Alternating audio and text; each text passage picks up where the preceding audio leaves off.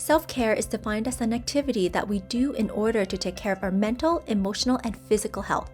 Although it's a simple concept in theory, it's something we often overlook. Good self-care is key to improving mood and reduce anxiety. Hi everyone, thank you so much for joining me here today. There's many forms of self-care, and I thought in this video I'll give you an example of my top 10 self-cares that are really good to do. Self-care is actually one of the parameters that I have in my pie chart in the Law of Attraction video on how to help you manifest better and raise your vibrational energy. It gives us the opportunity to work on ourselves, expand our mind, and create a better reality for ourselves. So I'm really excited to share with you some of the things I do for my self-care, because we have to look after ourselves first before we try and help others. Number 1, exercise. Exercising has so many benefits. Helps with happiness, increases energy, health, and the list goes on and on. I get really lazy to work out, so I actually have a trainer that works out with me about twice a week. And it's great because he creates customized workout plans for my needs, and he's like my personal cheerleader and pushes me to continue even when I want to quit. Pretty hard? Thank you, Cameron, for such a great workout. You're welcome. He works out with us about twice a week at home and in the gym, and he's helping us get into shape. Nice, like those guns. Yeah, my name's Cameron. I'm their trainer, and I can help with mostly any fitness goal, and I specialize in functional training and pain-free movement. I'll attach his info down at the bottom. Thanks. Thanks.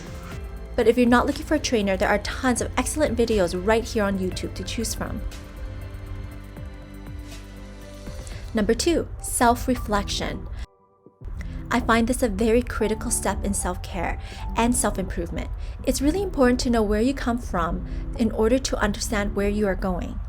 Self-reflection is an activity of thinking about your own feelings and behavior and the reasons that lie behind them. It's a time that I take to think about myself, my life, and what's going on around me from a third-person point of view. I personally do about 2 to 3 hours of this a day, about 1 hour in the morning when I wake up, and while I'm cooking or doing other repetitive tasks. But if this is something that you don't do often, I recommend sitting down and writing your thoughts with a pen and paper. You can start by writing down topics to ask yourself, like, who are you? Your perception of you versus the reality. Monitor your inner voice, then write down the answers. Over time, you start to have a deeper understanding of your inner self and more control of your emotional well-being. This simple exercise will help you become more self-aware, which then helps you connect better with your reality and not just your perception of reality. Number 3, reading.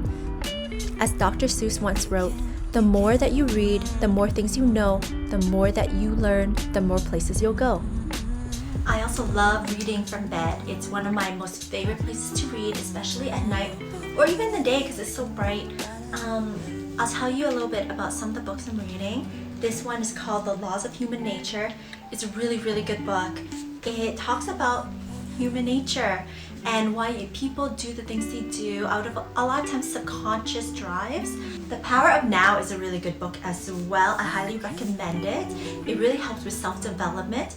It talks about why people live in the past, the present, or the future, and why it's advantageous to live in the present, and what it can do for your psyche, decision-making powers, and everything.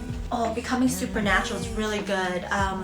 A lot of my theories were based on this as well because it talks about vibrational energy and the law of attraction. This is on my list. It's called Deep Work. A friend of mine, Cecilia, started a book club where we read a new book every month and we share our thoughts on the book. So this is apparently a very good book and I'm very excited to read it. But you know what's kind of bad about me? I don't really finish books. I've probably finished a good 20% of the books I've read.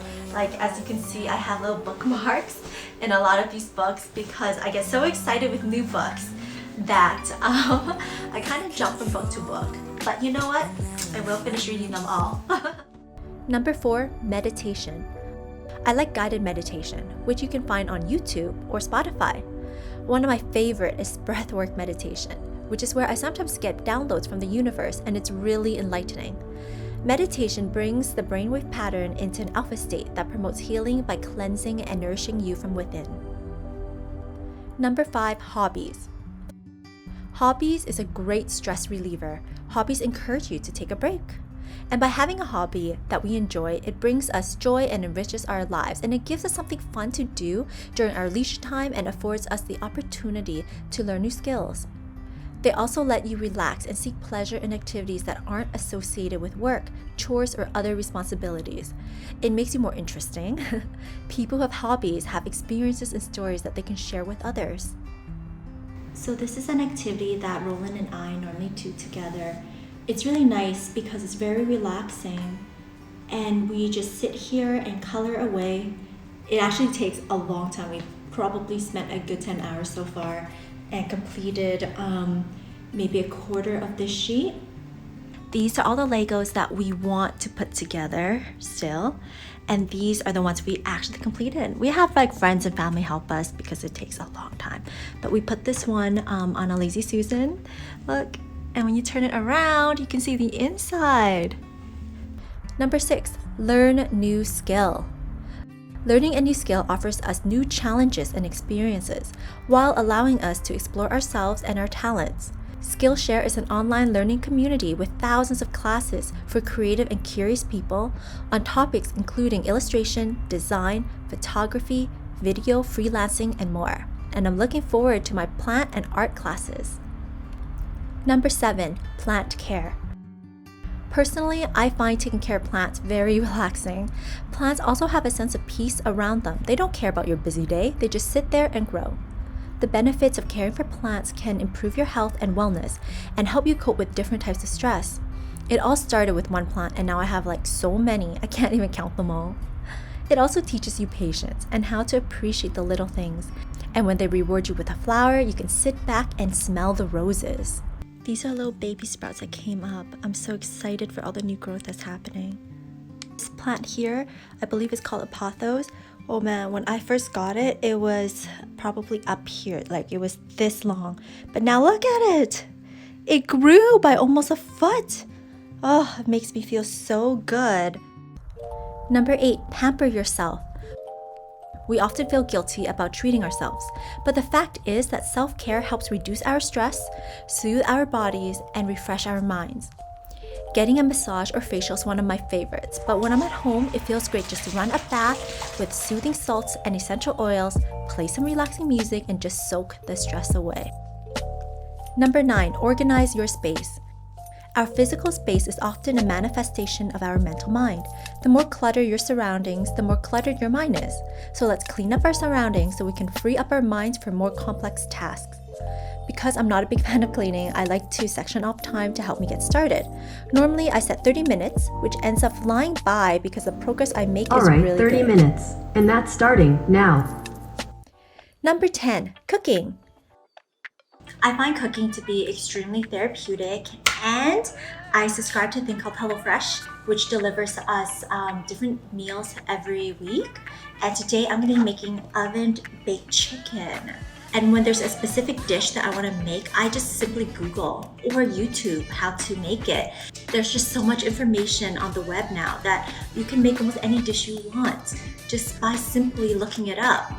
Cooking can be very fun and relaxing. You can learn new things by trying out new dishes, and it's super easy now with so many recipes online. I also use my cooking time to self-reflect by gathering my thoughts about the day. Cooking is very rewarding because you are creating meals to nourish yourself and the people you love. That's why they say food is love, and the food you create can help bring people together. Okay, so thank you so much for watching. There's a bunch of other self-care things that you can do, but these are, I would say, my top 10 self-care to do at home. Especially for those of us who are in self-isolation, it's a wonderful time to reflect. So thank you so much, and talk to you guys soon. Bye.